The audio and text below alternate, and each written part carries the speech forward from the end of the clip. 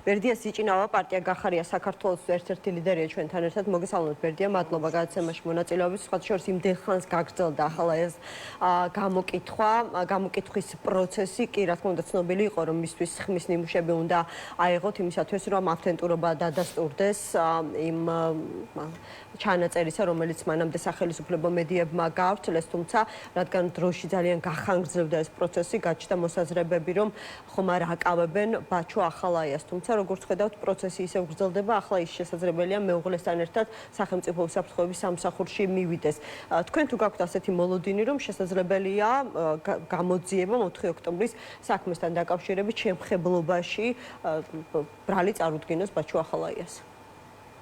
საამოშვიდობის ემა მივესალმებით პალიტრანიუსის მაყურებელს. 4 ოქტომბრის შეფასება ბევრი მოგვისმენია, ჩვენი გუნდის პოზიციაც ალბათ მოგვისმენიათ ამ საკითხთან დაკავშირებით. 4 ოქტომბერი თავიდან ბოლომდე არის დადგმული სპეციალური ღონისძიება ოცნების დირიჟორობით. ეს გამოძიებაც არის ამ ყველაფრის გაგრძელება. შესაბამისად, ბუნებრივია პასუხისმგებაში მისაცემი ადამიანების წრეს, ვინ უნდა მიეცეს პასუხისმგებაში, როგორი პიარული ღონისძიებები უნდა დაიდგას თუ სპეციალური ღონისძიებები ამ გამოძიების გარშემო და 4 ოქტომბერი როგორც კონკრეტული პროექტი, ესე რომ ვთქვათ, არის თავიდან ბოლომდე ოცნების ხელში, ამიტომ ბუნებრივია ნებისმიერი მოლოდინი, ნებისმიერი ადამიანის დაკავების პასუხისმგებაში მიცემის და ამით რაღაცა პოლიტიკური კაპიტალის შექმნის, რა თქმა უნდა, არის ოცნების ხელში. ანუ რაში უნდა აწყობდეს ქართულ ოცნებას? ახლა ერთი რომ 4 ოქტომბრის მოვლენების სცენარი დაედგა და როგორც თქვენ ამბობთ, თავად ყოფილიყო ამ მოვლენების დირიჟორი და შემსრულებლები, ორგანიზატორები, ვიცით რომ დაკავებულები არიან, აღარავფერს ვამბობ ამ აქციის მონაწილეებზე. საერთოდ ჯამში 46 ადამიანი არის უკვე დაკავებული და ახლა ეს ხედავთ რომ საგამოძიებო პროცესი არათუ გრძელდება, არამედ ეხლა სუსმა და ვიცით რომ დიდი რაოდენობით იარაღისა და ასაფეთქებელი ნივთიერების საქმეზე აწარმოებს გამოძიებას, გაჩნდა გონივრული ეჭვი, რომ შესაძლებელია სუში ახალაიას მეუღლეს სწორედ ამ საქმესთან დაკავშირებით იბარებენ. ეს ერთ-ერთი ვერსიაა და ვარაუდია, თუმცა დაზუსტებით ალბათ მას შემდეგ გვეცოდინება, რაც ისინი გამოცხადებიან სახელმწიფო უსაფრთხოების სამსახურში. რას აძლევს აი ასეთი სურათის შექმნა ქვეყანაში, ფაქტობრივად ყოველდღიურ რეჟიმში მოვლენების განვითარება ამ სცენარით და კიდევ უფრო დაძაბვა. ისი მიღწევა უნდა ქართულ ოცნებას. თავიდან ბოლომდე ჩვენ ვიძახდით, რომ 4 ოქტომბერი იყო პირდაპირ ფორმით და ბოიკოტის თვალსაზრისითაც და მე დაანონსებული რაღაც დამხობის თუ რევოლუციის თვალსაზრისით არჩევნების წინააღმდეგ დამძნებული სპეციალური ღონისძიება. დღეს ყველა ვთანხმდებით იმაში, რომ ოცნება შეზღუდული ლეგიტიმაციის პირობებში ოპერირებს როგორც ქვეყნის ფარგლებში, გნით ასევე ქვეყნის ფარგლებს გარეთ. თუ ვინმეს აწყობდა მშვიდობიანი პროტესტის დისკრედიტაცია, ძალადობრივ პროცესებში ამ ყველაფრის გადაზრდა და მერე ლეგიტიმაციის მიღება იმისთვის, რომ ეთქვა, რომ ქუჩაში ვინც მე მებრძვის, ჩემს წინააღმდეგ ანტიკონსტიტუციური ძალადობრივი მეთოდებით ცდილობს კონსტიტუციური კონსტიტუციური პროცესის მიღმა ხელისუფლების ცვლილებას, ეს იყო თავიდან ბოლომდე ოცნება. სწორედ ამაშია მთელი არსი, რის გამოც ოცნება დღეს გამოდის განცხადებებს აკეთებს, რომ აი ევროკავშირი თურმე არ გმობს ამ ყველაფერს. პირველად ევროკავშირის რიტორიკაში მათ შორის გაჩნდა ის, რომ პასუხისმგებლობა გადავიდა აი ამ პროტესტის მხარესაც, როდესაც ორივე მხარეს მოუწოდა ძალადობრივი ესკალაციისგან თავის შეკავებისკენ, ხო? ანუ რეალურად ეს იყო მიზანი. ამიტომ გამოდიან ბრიფინგზე ატარებენ ყოველდღიურად და ითხოვენ ამ ყველაფრის დაგმობას. რისთვის კეთდება ეს ყველაფერი? იმისთვის, რომ როგორმე ლეგიტიმაცია მოიპოვონ. ბოიკოტის თემაც თავიდან ბოლომდე ეს იყო. პოლიტიკურ მეცნიერებებში ბოიკოტი ყოველთვის არის გზა შეზღუდული ლეგიტიმაციის პირობებში მოქმედი ხელისუფლებისთვის გაიმყაროს თავისი პოზიციები და კონსოლიდაცია მოახდინოს ძალაუფლების. კი ბატონო, ანუ იმიტომ რომ ვერავინ გაიგოს როგორი არჩევნები ჩატარდა, როგორც ეხლა არის მოცემულობა. თუ კი ბოიკოტის მიზანი იყო ის, რომ რაც შეიძლება მეტი ამომრჩეველი დარჩენილიყო სახლში და თქვენ რაც შეიძლება ნაკალები შედეგები მხარდაჭერა გქონოდათ, ანუ ეხლა ეს ყველაფერი მთელი ეს პროცესი ერთადერთ მიზანს, იმიტომ რომ შედეგები დადგა, ხო? არჩევნების შედეგებს ისინი ვეღარ შეცვლიან და მასზე ზემოქმედებას ვერ იქონიებენ. მომავალ არჩევნებამდე ჯერ ძალიან შორია თუ რაიმე განსაკუთრებული არ მოხდა, ხო? ანუ ეხლა ერთადერთი მიზანი ქართული ოცნებისა არის რომ საპროტესტო პროცესის დისკრედიტირება მოახდინოს და ამისთვის მზად არის ათეულობით ადამიანი დაიჭიროს. რა თქმა უნდა, ეს ადამიანები რომ გვესმოდეს შეგნებული პროვოკაციის მსხვერპლები არიან, დანაშაულებრივი პროვოკაციის მსხვერპლები, რომელიც დადგა ოცნებამ სულელების ვის გულისხმობთ? არანორმალურების, რა თქმა უნდა, სულელების, მოსყიდულების და არანორმალურების ხელით. ეს არის მოცემული. მე არ ვიცი ვინ როგორ გაინაწილებს თავის როლს. ვინ როგორ გაინაწილებს თავის როლს, მე არ ვიცი. მაგრამ პირდაპირ გეუბნებით ბოიკოტი, რომელიც აი პირდაპირ ფორმით დაწყებული სპეციალური ღონისძიება იყო რამდენიმე თვის წინ, გადაიზარდა დამხობის რაღაც არანორმალურ სიგიჟეში, აი ამ პანდემიამ გადაუარა ქვეყანას, აი ამ ბოიკოტის სიგიჟის პანდემიამ ფაქტობრივად და ეს ყველაფერი გადაიზარდა მე მართულ პროცესებში სინამდვილეში. თავიდან ბოლომდე მართულ პროცესებში, როგორ გეგმა ამათ არ ქონიათ, არაფერი არ ქონიათ, სადეპატიჟებოდნენ ადამიანებს. კიდე ის ნაწილი ბოიკოტისტების, რომლებიც ზუსტად იცოდნენ რა მოხდებოდა 4 ოქტომბერს, თვითონ იძახდნენ ამას, რომ ეს სიგიჟე იყო, მაგრამ მაინც მოუწოდებდნენ ადამიანებს, რომ 4 ოქტომბერს მივიდეთო რუსთაველზე. ეს ნაწილზე საუბრობთ, ანუ ვინც დღეს პასუხისმგებლობას იცავს, რომელიც ხელს იბას ახლა და იძახის, რომ მშვიდობიან პროტესტში ვიყავით იქ ჩვენ და ეპატიჟებოდნენ ადამიანებს, არჩევნების წინააღმდეგ მუშაობდნენ და მშვიდობიან პროტესტში ეპატიჟებოდნენ თურმე ადამიანებს, როდესაც პირდაპირ იძახდნენ აქციის ორგანიზატორები, სასეირნოდ აქ არ მოგბრძანდეთო, ჩვენ უნდა მივიდეთ 4 ოქტომბერსო, დავიწყოთო და დავამთავროთო. და აი ამ პროცესში შეროდესაც იძახი, რომ მე 4 ოქტომბერს მაინც ვიქნები იქ და არჩევნებზე არ მივალ, შენი წილი პასუხისმგებლობა ამ ყველაფერზე უნდა აიღო. ეს არის პოლიტიკური პასუხისმგებლობის ნაწილი. მე ხო პოლიტიკურად პასუხისმგებელი ვარ ჩემს მათ შორის გადაწყვეტილებებზე, მე ვიძახდი წინა დღეებშიც. პოლიტიკური პასუხისმგებლობა არის ყველაზე მნიშვნელოვანი პოლიტიკური პარტიისთვის. დღეს თქვენი ყველამ აბსოლუტურად. ვინ კონკრეტულად სახელებით თუ არ ამბობთ, პარტიები მაინც პირდაპირ გეუბნებით ბოიკოტის კამპანიის ავტორებმა, თანაავტორებმა, ყველამ აბსოლუტურად. თქვენ დახმარება რაში უჭირთ, ყველა მეთქი გეუბნებით. ბოიკოტისტებმა და ბოიკოტის სიგიჟით დაწყებული კამპანიის ავტორებმა პირდაპირ ფორმით, ამის შემსრულებლებმა და მე რევოლუციური დამხობის თუ რაღაც სცენარის ავტორებმა, ორგანიზატორებმა და ყველამ აბსოლუტურად, რომელიც არჩევნების წინააღმდეგ მუშაობდა. ყველამ აბსოლუტურად გეუბნებით. წინააღმდეგ სამართლებრივი პასუხისმგებლობა დგას. პოლიტიკური პასუხისმგებლობაც უნდა დადგეს. პოლიტიკური თავისუფლების აღკვეთა ემუქრებათ მათ. და რა ვქნათ ახლა? რა ვქნათ? ვიღაცამ სიგიჟე თუ ჩაიდინა და ვიღაცის ინსტრუმენტი იყო და ან ვიღაცის მოსყიდული იყო, რა ვქნათ ახლა? რა ვქნათ ახლა ამ ყველაფერში? ღალატზე საუბრობენ ისინი. რა შუაში არის ღალატი? აი ამ სცენარით ქვეყნის ხელისუფლების ცვლილება არის მიუღებელი ჩვენი პოლიტიკური პარტიისთვის და პირდაპირ ვიძახ, რომელ ღალატზე საუბრობენ? რომელ ღალატზე საუბრობენ? ღალატი იცით რა არის?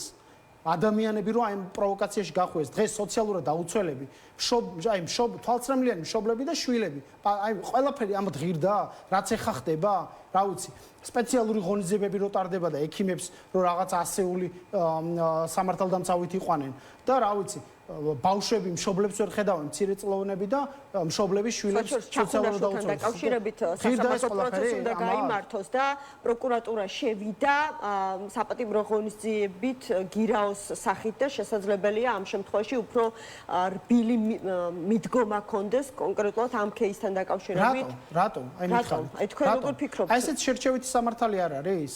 რადგან მეტი სოლიდარობა გამოიჩინეს ექიმის მიმართ, ანუ მხოლოდ იმიტომ რომ ძალიან ბევრი ცნობადი იყო, პატივსაცემი იყო ამიტომ. თორე რა დააშავა იმ ადამიანმა სოციალურად დაუცველი როა და მშობლის სესხის ფულს რო ვერ იხდის და მშობელი რო უნდა არჩინოს. ან იმ ძალიან მძიმე ადამიანური ტრაგედიები, როდესაც მშობელი ვერ მივიდა ბავშვის გამოსაყვანად ბაღში და თვალწრემლიანი ელოდება მშობელს, ხო? აი ეს არ არის ადამიანური ტრაგედიები?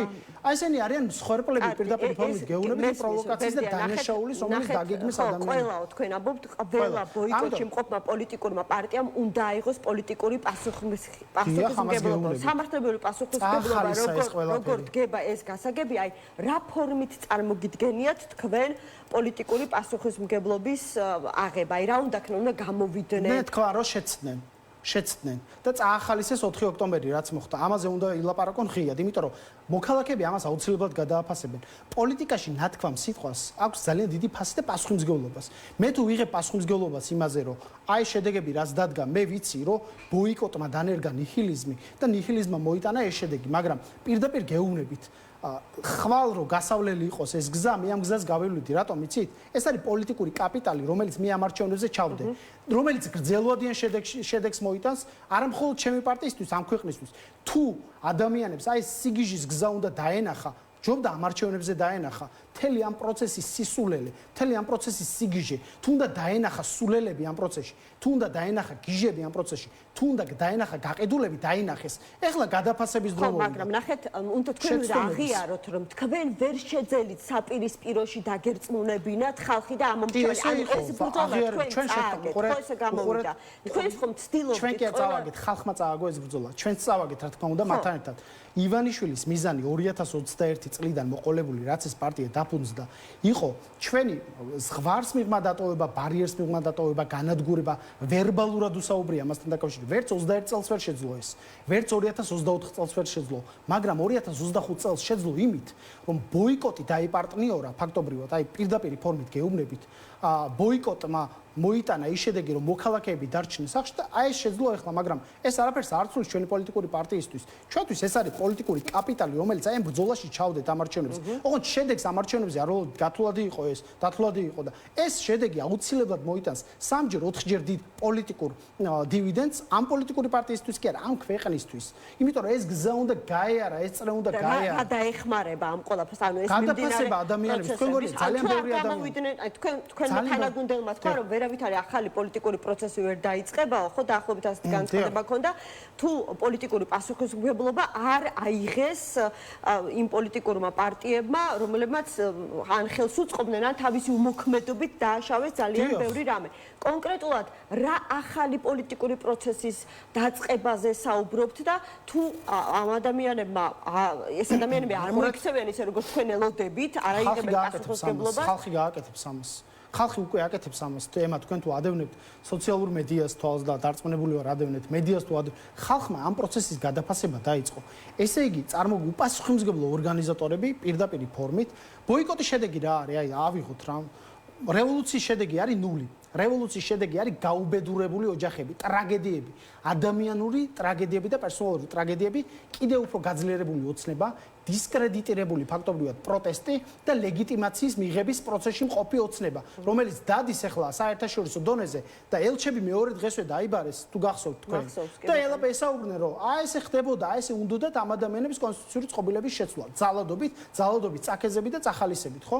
და მეორე მხარეს გვაქვს არჩევნების შედეგად ჩვენ მივიღეთ 20%-იანი კალაძე, რომელიც ფაქტობრივად მერი არის 71%-იანი ლეგიტიმაციით და ჩვენ დავინახეთ მათემატიკურად შედეგების თვალსაზრისით, რომ 2024 წლიდან მოყოლებულიც კი 50000 ხმით ნაკლებია კოცნებას თბილისში აღებული და ესე იგი ეს ბრძოლის გზა არჩევნების გზით. მაგრამ ეს ყველაფერი ხო პროგნოზირებადი იყო, ამას საყვედურობენ დღემდე, რომ ის მთლიანად სახელისუფლებო და ადმინისტრაციული რესურსის მობილიზებას მოახდენდა და შეძლებდა ქართული ოცნება ამ შედეგის დადებას და რომ თქვენი შედეგები იქნებოდა ძალიან, ასე ვთქვათ, უმნიშვნელო. ხო არ ჯეროდათ მოქალაქეებს, რომ ეს გზა, ბოიკოტის გზა იყო შედეგის მომტანი გზა, ხო ასე დაარწმუნეს ადამიანები. პირდაპირ გეუბნებით ამ გზას კიდევ ერთხელ გავივლიდ მეთქი.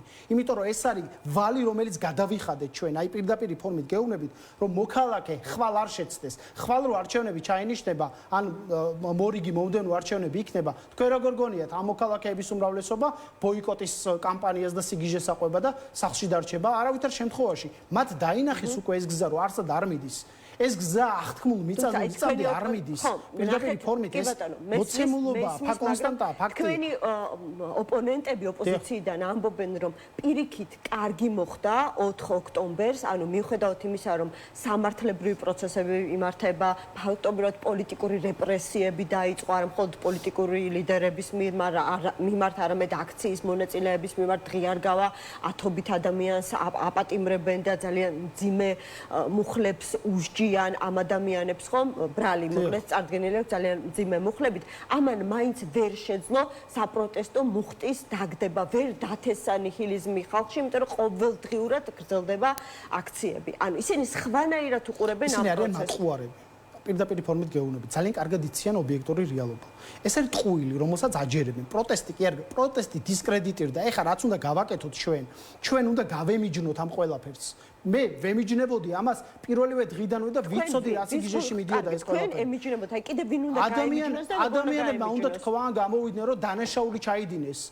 პარტიები უნდა გამოვიდნენ დღეს იქ რაღაცა ორგანიზატორები, რომლებიც ეხა თავიანთ პასუხისმგებლობას გაურბიან და ამ ადამიანებსაც ემალებიან. უნდა გამოვიდნენ და თქვან, ბოიკოტისტებმა უნდა თქვან, რომ ეს სიგიჟე იყო, სისულელე იყო, რაც გააკეთეს. ბრძოლას არჩევნების გზით და ელექტორატის დასუსტების გზით ოცნების ხელისუფლების ცვლილებას ალტერნატივა არ აქვს და აი ამ პროცესში რო არ იყვნენ, ამისთვის ბოდიში უნდა მოიხადონ. წინააღმდეგ შემთხვევაში თავად მოსახლეობა, მოქალაქე, ქართველი ხალხი დაალაგებს ამას ასე. ეს იქნება მოცემულობა. ყველას თავის ადგილს მიუჩენს რაციონალურად მოაზროვნე პოლიტიკურ გუნდსაც, სულელსაც, გიშსაც და მოსყიდულსაც. და მთელი ეს კასკადი შეცდომების, რომელიც ოპოზიციამ ბოლო თვეების განმავლობაში დაუშვა, მათ შორის ბევრმა პოლიტიკურმა აქტორმა, ამას თავალი უნდა გაუსწოროს და თქვას ეს ყველაფერი, რა დანაშაული ჩაიდინა, რა შეცდომა დაუშვა თავალ გზაზე. თუნდაც აი ამ ახალი პოლიტიკური პროცესის დაწყებისას თქვენ ხომ თქვენ განცხადები რაც მოვისმინე ბოლო პერიოდში თქვენ ამბობთ რომ ამ ვითარებაში ვერ ხედავთ საკუთარ თავს ვინმესთან დიალოგის მაგიდასთან. რა თქმა უნდა, ბუნებრივია, სანამ გადაფასება არ დაიწყება, ადამიანები ბოდიშს არ მოიხდიან, ადამიანები დანაშაულს არ აღიარებენ, შევწდი და გავიწიე ეს არ იტყვიან, ან ბევრ რაღაცას არ გააკეთებენ, ბუნებრივია არ იქნება არანაირი ერთობა. მით უმეტეს იმ ადამიანებთან, რომლებიც აი ამ სიგიჟეს, პროვოკაციას აწყობდნენ ოცნებასთან ერთად პირდაპირ გეუბნებით. აი ამ სიგიჟეს, რომელშიც შეიყვანეს ეს ქვეყანა და ისეთ სპირალში შეიყვანეს, საიდანაც გამოსავალი ჯერ მოსაძებნი გვაქვს ერთად გაიგეთ და გამოსავალი მანამდე არ მოიძებნება, სანამ ამ ფურცელს არ გადავშლით. ოღონდ ეს ფურცელი სწორად უნდა დაიწეროს, გაიგეთ? ამ ფურცელში ყველაფერს, ყველა აქტორს თავისი სახელი უნდა დაერქვას. არავინ არ არის ესე რომ ვთქვათ ინდულგენციის მატარებელი, აი აქ ინდულგენციას არავის არ მივცემთ. ხო, ყველაფერს თავისი სახელი უნდა დაერქვას. მათ შორის პატიება თუ უნდა ვიღაც პოლიტიკურ აქტორს, თავის სახელი უნდა დაარქვას ყველაფერს, თავის შეცდომასაც, თავის დანაშაულსაც. სხვა შემთხვევაში ახალი პოლიტიკური პროცესი ამ ქვეყანაში არ დაიწყო. პოლიტიკური პროცესი მოკლა ოცნება. არჩევნების შედეგი იცით რა არის თვითმმართველობის არჩევნების შედეგი? აბსოლუტური უმრავლესობით პირისპირ დატოვებული ფეოდალების, ადგილობრივი ფეოდალების, კორუფციონერი ჩინოვნიკების წინაშე დატოვებული მოქალაქეები. სიტყვის ამომღები არ იქნება ადამიანი. სიტყვას ვერ იტყვის ადამიანი, სოციალურად დაუცველს განცხადებას ვერ დაუწერენ. გესმით თქვენ? არათუ კორუფციაზე საუბარი, პოლიტიკა მოუყოთ ადგილობრივ დონეზე. ისედაც ხო სუსტია ადგილობრივი თვითმმართველობები, ჩვენ ეს გზა გაგვივლია, გვინახავს. საკრებულოების თავმჯდომარეები ვიყავით 21-22 წლებში და პოლიტიკური ცხოვრების ამოქოქვას ვცდილობდით. ისედაც სუსტია. ისევ თქვენი პოლიტიკური ოპონენტების მოსაზრებას შეგახსენებთ, რომ ეს არის ის შედეგი, რომლის შესახებაც ისინი გაფრთხილებდნენ, იმიტომ რომ ქართულ ოცნებასთან აი ამ საარჩევნო ფარსში შესვლა თქვენ ძალიან მძიმე პოლიტიკურ ფასად დაგიჯდებოდათ და ამომრჩეველმა გიპასუხათ სწორედ იმ შედეგით, რომელიც აი ასეთ განცხადებები მესმის ხოლმე თქვენი მისამართით, მათ შორის ამ სტუდიაში. თავი მოიტყონ თუ უნდათ, რაც უნდათ ის გააკეთონ. თუ თვითონ არ გააკეთებენ ამას, ქართველი ხალხი გააკეთებს მათ ნაცვლად. აი ეს არის ძალიან მარტივი პასუხი იმ სიგიჟეზე. აუცილებლად ეს ესე იქნება. ეხლა იწყება გადაფასების პროცესი. შეხედონ თავიანთ სოციალურ ქსელებს. ანუ ადამიანები უკვე შეკითხების ეტაპზე არიან. რა მოიტანა 4 ოქტომბერს ქუჩაში დგომამ და არჩევნების მონაწილეობაზე უარი მათაც აქვს, ოღონდ აქციის ორგანიზატორების მიმართ ისინი ელოდებიან, რომ მოყვებიან, ისინი რეალურად რა გეგმა არსებობდა, რომლის შესახებაც მათ არაფერი იცოდნენ. აი ბოიკოტისტები, გაჯგიმულები, შუაში რო არიან და ვითომ არც იქით რო არიან და არც აქეთ რო არიან. რა ვიცი. კოალიცია ცვლილებები. აი არ ცვლილებები ავანგარდში იყო ეხა ამ პროცესის კაცო. ზოდელავა იყო მათი დამფუძნებელი. ეხა რო უარყვეს მამლის ყივილამდე სამჯერ უარყვეს ზოდელავა. ეხა ეგრე სადა. ამიტომ იმიტომ რომ დისკუსია ჰქონდა გუნდი შიგნით. გედი ფოფხაძე არ იყო მათი? აქ არ იყო ეთერში რო იძახდა რევოლუცია. გედი ფოფხაძე არ იყო მათი? კი ბატონო, იყო, მაგრამ გედი მათ არაფერი იცოდა. ჯერ ესეც ამორალურია. გედი პირიქით ამბობდა, რომ მე არ მინდაო, რომ ჩვენ გამოვიდეთ მღვდელი გაპონის როლში და შესაბამისად უბედურება რა არის? ყველა პოლიტიკოსმა თავისი დანაშაული, თავისი შეცდომა უნდა აღიაროს. ეს არის გამოსავალი, სხვა გამოსავალი ამ რთული სიტუაციიდან არ არსებობს. ამ თამაშიდან, აი ამ რაუნდიდან გამარჯვებული არის ოცნება და ამას თვალი უნდა გაუსწოროთ. აი ამ რაუნდიდან გამარჯვებული გამოვიდა ოცნება და გამოიყვანა ეს იმ აქტორებმა, რომლებიც აი ამ სიგიჟეში მონაწილეობდნენ. პირდაპირ ფორმით გეუბნებით ამას. ეს არის მოცემულობა, ეს არის ფაქტი, შემდგარი ფაქტი, აქსიომა. ეხლა რაც არ უნდა ელაპარაკონ ადამიანებმა, შეკითხვებს ვამენ თავად ადამიანები, რომ აი პროტესტში რო ვიყავი, ანუ მომატყუეს ესე იგი, პროვოკაციაზე მივყავდით. იქნებ იმიღო მონაწილეობა. დღეს არგუმენტად რო იშველებენ ეს ადამიანები, რომ 20%-იანი კალაძეა მერი და ასე შემდეგ. 20%-იანი თუ არის კალაძე, შენ რატო გააკეთე? სულელი ხარ, მოსყიდული ხარ თუ ვიხარ? რატო გააკეთე, რომ ბოიკოტის ავანგარდში იდექი, ბოიკოტისკენ მოუწოდებდი მოქალაქეებს, ყველა სახლში დატოვე? რატო გააკეთე ეს ძალიან ბევრს გაუჩნდა 2024 წლის საპარლამენტო არჩევნების შემდეგ ზოგადად საარჩევნო პროცესიც მიმართა. გავიგე, მესმის აბსოლუტურად. თქვენც არ აღიარეთ ეს შედეგები და დატოვეთ, ასე ვთქვათ, მანდატები არ გაგიაქტიურებიათ. პარლამენტში არ შეხვედით, ანუ დღემდე რჩებით საპარლამენტო ბოიკოტში, ანუ თქვენც შეუწყეთ ამით ხელი ამ მრჩეველს, რომ გარკვეული, ასე ვთქვათ, უნდობლობა საარჩევნო პროცესის მიმართ რაიმე შეიცვალა არასდროს არ გვითქვამს გაუარესებული პირობების მიუხედავად არჩევნებში მონაწილეობაზე უარი. ჩვენ ვართ თანმიმდევრული პოლიტიკური ძალა. შეიძლება ბევრს უთქვამს, ჯერ უთქვამს, რომ არ მივიღოთ მონაწილეობას, მე მიიღეს მონაწილეობა, ან არ მიიღეს მონაწილეობა, მაგრამ დღეს შედეგი ამ პოლიტიკური პროცესის არის გაუარესებული პოლიტიკური გარემო. ცარიელი თვითმმართველობები, ერთპიროვნული თვითმმართველობები ფაქტიურად და პოლიტიკურად დაზიანებული, დისკრედიტირებული პოლიტიკური მეკითხეთ, ნახე ბერჯა, პროტესტი მშვიდობიანი ქუჩაში. აი მე რომ ვარ ამომრჩეველი ვიყავი 2024 წლის არჩევნებზე, ხო? ხმა მივეცი ოპოზიციას. შემდეგ ოპოზიციამ ეს, ასე ვთქვათ, არჩევნების შედეგები არ აღიარა. იმდენად არ აღიარა, რომ დღემდე დარჩა საპარლამენტო ბოიკოტში. მაშინ როდესაც გაცილებით დიდი შედეგები ჰქონდა საპარლამენტო არჩევნების დროს, ვიდრე ეხლა ადგილობრივ არჩევნებში. მეუბნება, რომ გაუყალბა ქართულმა ოცნებამ სხვადასხვა ტიპის დარღვევებით, ხო? კი ბატონო. აი, კითხვა მიჩნდება, რომ მართლა მაინტერესებს, აი 2024 წლის საპარლამენტო არჩევნების შემდეგ ახლა რაიმე შეიცვალა საარჩევნო პროცესში, გაუმჯობეს და უფრო სამართლიანი გახდა, უფრო დემოკრატიული გახდა. აბა მაშინ რა გარანტია მაქვს, რომ მოალდა მისცემ ოპოზიციას ხმას, ისევ ქართული ოცნება არ გამიყალბებს, ხო? კი ბატონო. ძალიან მარტივია პასუხი. 26 ოქტომბრის არჩევნებიც არ იყო თავისუფალ და სამართლიან გარემოში ჩატარებული. ხო თახტობით. ამის მიუხედავად თბილისში ოპოზიცია მოიგო. ხო ეს ფაქტია, შემდგარი ფაქტია. მათ შორის ცესკოს მიერ დადასტურებული ფაქტი. 26 ოქტომბრის მერე სრულად გაშიშულდა ოცნება. 28 ნოემბერს უარი განაცხადეს, ფაქტობრივად ევროინტეგრაციის პროცესი გააჩერეს. ნოემბერ-დეკემბერში ადამიანებზე იძალადეს, პირდაპირ ფორმით დააპატიმრეს საუკეთესო ნაწილი ამ საზოგადოების, მსახიობები, სტუდენტები, რეჟიმის სინდისის პატიმრები ყავს. თქვენ როგორ გონიათ ელექტორალურად დასუსტდა ამ დროს ოცნება თუ არ დასუსტდა? ჩვენ ყოველთვის ყველა არჩევნები ამ ქვეყანაში მეტნაკლებად თავისუფალ და სამართლიან გარემოში ყოველთვის იყო ხარვეზი. მძიმე გარემოა, მაგრამ ჩვენ ელექტორალურად უნდა დავასუსტოთ ოცნება. რაც არ უნდა უკან ვიყოთ ჩვენ ოცნებაზე ამ თავისუფალ და სამართლიან გარემოს თვალსაზრისით ჩვენ მეტნი უნდა ვიყოთ. სამართლიანობის მოყვარული ადამიანი, რომელიც ოცნების წინააღმდეგ მისცემს ხმას, ბევრად უფრო მეტი უნდა იყოს. და მეტი არ იყო ეს შესაძლებლობა. ჩვენ თუ დავარწო 300,000 მოქალაქე იდგაო ქუჩაშიო იძახიან. 300,000 მოქალაქე თუ იჯდა. ვისულიყო ეს თქვენი გადაწყვეტილება, ანუ არასდროს აქამდე არ გითქვამთ, რომ შეცდომა იყო საპარლამენტო მანდატების დატოვება. ეხლა საუბრობთ, რომ შესაძლებელია გადახედოთ ამ გადაწყვეტილებას. აი მართლა ძალიან ესეთ შეკითხვას დავსვამ ბანალურს. აი ეხლა რომ გადააფასოთ და პოლიტიკური ვითარებიდან გამომდინარე გადაწყვიტოთ შეიყვანოთ პარლამენტში ის ადამიანები, ვინც ახლა არის ფორმალურად დეპუტატი. რას მოგცემთ ახლანდელ პარლამენტში შესვლა? ამ შეკითხვაზე უბრალოდ პასუხი არ არსებობს, იმიტომ რომ ბოიკოტის რეჟიმში ვრჩებით, ეს პროცესი არ დაწყებულა, არ შეცვლა. თეორიული დაშვების დონეზე, რა თქმა უნდა, მანდატების შენარჩუნება ნიშნავს, რომ ამ მანდატებს რაღაცა თვალსაზრისით, როგორც პოლიტიკურ აქტივს ისე უყურებს პოლიტიკური პარტია, იმიტომ რომ ჩვენ სხვა ადამიანებისგან, სხვა პოლიტიკური პარტიებისგან განსხვავებით, რომლებიც ასევე სიგიჟის მორევში გადაეშნენ, მაშინ როდესაც მანდატები ესე ქარს გაატარეს, პირდაპირ ფორმით ამას ვიძახი.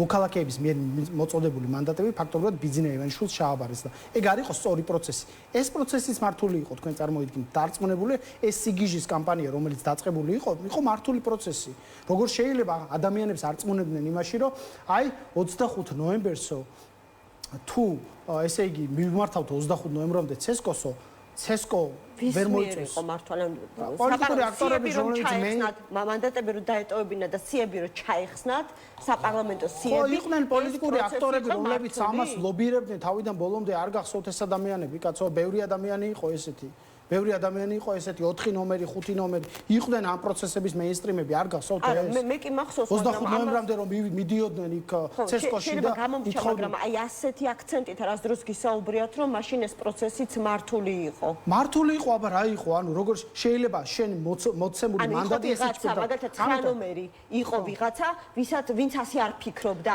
ან მსჯელობდა, ან ორჭოფობდა, ეჭვიეპარებოდა რამდენად სწორი ნაბიჯი იყო და 4 და 5 ნომერი ახდენდნენ მასზე ზეწოლას, რომ აუცილებლად ყველას ერთად ჩაეხსნა. ხო, არ გახსოვთ კაცო, არ გახსოვთ რომ დადიოდნენ? მთელი კამპანია იყო ჩვენ წინააღმდეგ, რომ ესენი მოღალატეები არიან, იმიტომ რომ მანდატებს არ თმობენ, არ გახსოვთ? არ გახსოვთ, ხო და რა არის მაგიდაზედებს ეს ჭეშმარიტება, ხო, ადამიანებს ახსოვთ. ესენი მიანიჭებენ ლეგიტიმაციას, ესენი იზამენ ამას. ზეწოლა გასაგებია, კრიტიკა, ჩვენ საჯარო ზეწოლას ვერ მოახდენს ვერამ. პირდაპირ გეუბნები თემა. ეს იმუნიტეტი ჩვენ პარტიას აქვს. არც ერთი პოლიტიკური აქტორის ასეთი ტიპის საუბრები იყო, რომ გახარიას პარტიამაც უნდა ჩახსნას აუცილებლად. საჯარო საუბარი იყო ემა რაზმ. აბა ეხლა რა მნიშვნელობა? ვიცი ეხლა საჯარო საუბარი არის, საჯარო საუბრის მიღმა ვერც ერთი აქტორი ვერ გაბედაოდა პირდაპირ ფორმით გეუბნებით ჩვენი პოლიტიკური პარტიისთვის ეთქვა კულუარულ საუბრებში ან იმის მიღმა საუბრებში ერთი არანაირი კავშირი ამათან არ აქვს ჩვენ გარდა იმ ფორმატისა რაც იყო ხოლმე რაშიც დაუდიოდი სალომე ზურაბიშვილთან ვერამ ვერ გაბედავდა მოეწოდებინა ჩვენთვის და ეთქვა გარდა საჯარო საუბრებისა, რასაც ამბობდნენ, რომ ჩახსენით მანდატი. ეს ჩვენი ეს მანდატი მოქალაქეებს ეკუთვნით და ოპოზიციურ მოქალაქეებს, რომლებმაც ივანიშვილის და ოცნების წინააღმდეგ მისცეს ხმა და ეხა ამ მანდატს მე არ ავიღებ და ივანიშვილს არ ჩაუგდებ ისევ ხელში. ეს არის მოცემულობა.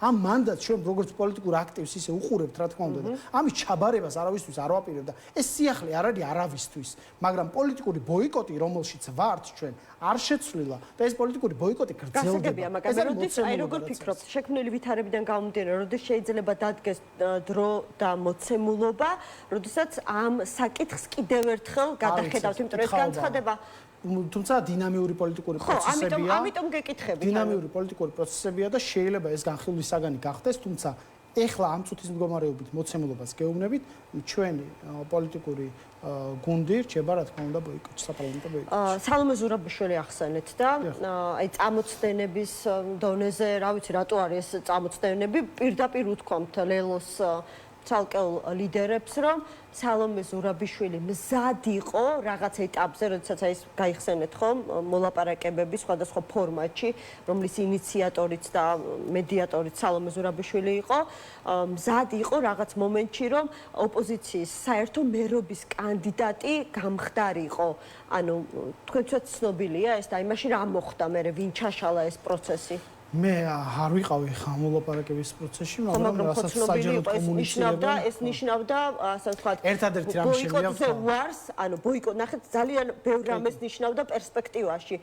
ეს ნიშნავდა უარს ბოიკოტზე და ნიშნავდა სალომე ზურაბიშვილის აბსოლუტურ სხვაგვარ პოზიციას, თქვენ სასარგებლო პოზიციას, მაშინ როდესაც ნახეთ კლოუნადას უწოდებდა, ხო, ფაქტობრივად აი ამ საარჩევნო პროცესს. ესეც რავი, ჩემთვის აუხსნელია ხალ ბატონი სალომისგან. ერთი მხრივ პრეზიდენტად ლეგიტიმურ პრეზიდენტად მიიჩნევდა ჯერ კიდევ თავს და კონკრეტულ პოზიციას გამოხატავდა არჩევნებთან დაკავშირებით, არმისვლასთან დაკავშირებით და გაუგებარი პროცესიაო მან თქვა, აი რაში მონაწილეობენო არჩევნები არის გაუგებარი პროცესი. სამაგიეროდ 4 ოქტომბერი იყო გასაგები, ხო მისთვის? 4 ოქტომბერი ხო გასაგები იყო მისთვის, ხო განაცხადა საჯაროდ რომ 4 ოქტომბერს მე იქ ვიქნებიო. 4 ოქტომბერი მისთვის აქციის დღე გასაგები იყო მისთვის. არა, აინტერესებს ერთი წამი გაუგებარი, არა ერთი წამი ემა. გაუგებარი ესე იგი არჩევნებში მონაწილეობა არისო, გაუგებარიო და გასაგები არისო რა მოხდება 4 ოქტომბერსო, ხო? და ხო ეპატიჟებოდა 4 ოქტომბერს კაცო მოქალაქეებს. ანუ ნახეთ ძალიან მწვავე განცხადებები ქონდა მას მოვლენებთან დაკავშირებით, რაც განვითარდა. ქალბატონი სალომე იმაზე ღირებულს, რაც ბოლო 1 წლის განმავლობაში გაუკეთებია, ვერაფერს ვერ გააკეთებდა, ყოფილიყო საერთო კანდიდატი ყველა პოლიტიკური პარტიის თბილისის მერობის კანდიდატი. თქვენი მხარდაჭერაც ქონდა. რა თქმა უნდა, ექნებოდა ჩვენი მხარდაჭერა. ხო და ჩვენ როგორც ვიცით, კულუარული ინფორმაციით სალომე ზურაბიშვილიც მზად იყო, რატომ ნახევრად კულუარული და ნახევრად ასე ვთქვათ საჯარო ინფორმაციით, მზად იყო, ყოფილიყო საერთო ოპოზიციური კანდიდატი თბილისის მერობაზე. თუ კი ყველას მხარდაჭერა იქნებოდა. ვინ იყო ის? არ ვიცი, არ ყოფილა რამ პროცესში მეთქი ემა და როგორ თქვენ თანაგუნდელები ხომ იყვნენ ახლა ქონდათ ეს იყო ძალიან მნიშვნელოვანი გადამწყვეტი. ეს სიღრმისეულა და ამაზე საუბარი ახლა. იდეის დონეზე რა თქმა უნდა იყო გაჟღერებული. აი, ხო, ადანაშაულებთ კონკრეტულ პოლიტიკურ პარტიებს, ვინც ბოიკოტის ინიციატორი და ასე ვთქვათ, მაპროვოცირებელი გახდა. იქნებ სწორედ მათ არ აწყობდა ცალო ზურაბიშვილის მხარდაჭერა და ოპოზიციის არჩევნებში მონაწილეობა. ერთ-ერთი მნიშვნელოვანი ტელევიზიის და ძალიან კარგად გახსოვთ ეს პროცესი. არა, ყველაფერი მახსოვს, მაგრამ მე მინდა ელენე ხოშტარიას შიმშილობიდან დაწყებული. ბერდია, მე უფრო დამიჯერებ არ გახსოვთ კაცო. არ გახსოვთ ელენე ხოშტარიას შიმშილობა. მაგრამ თქვენგან მინდა მოვისმინო, იქ მე მახსოვს არასწორად. საჯარო პროცესი იყო ეს. ახმა მქონდა არასწორი ბერდია. ეს იყო საჯარო პროცესი. ეს იყო საჯარო პროცესი, როგორ აშანტაჟებდნენ ადამიანს, კაცო. ღიად აშანტაჟებდნენ რუსთაველზე ეხა შიმშილობით. რომ ისა რაღაცა და მე შეიქმნა რაღაცა ეს დიდი რვიანი თუ რაც არიან თუ დაშლილები არიან თუ არა, რვიანი აღარ არსებობს თქვა თამარ ჩერგოლეიშვილა დემოკრატიული პარტიის კომბინაციას იხილავთ, რომელსაც ნაციონალურ მოძრაობა და ლელო ვერ გაეკარება, თქვენ საერთოდ მისთვის განულებული ხართ, სალომე ზურაბიშვილი იქნება ფიგურა, ეხლავე, რომელიც თავისუფალ არჩევნებს ჩაიბარებს. თამარ ჩერგოლეიშვილი, რომელიც საუბრობს აი რვიანი ახსენეთ და აღარ არსებობსო. კარგით.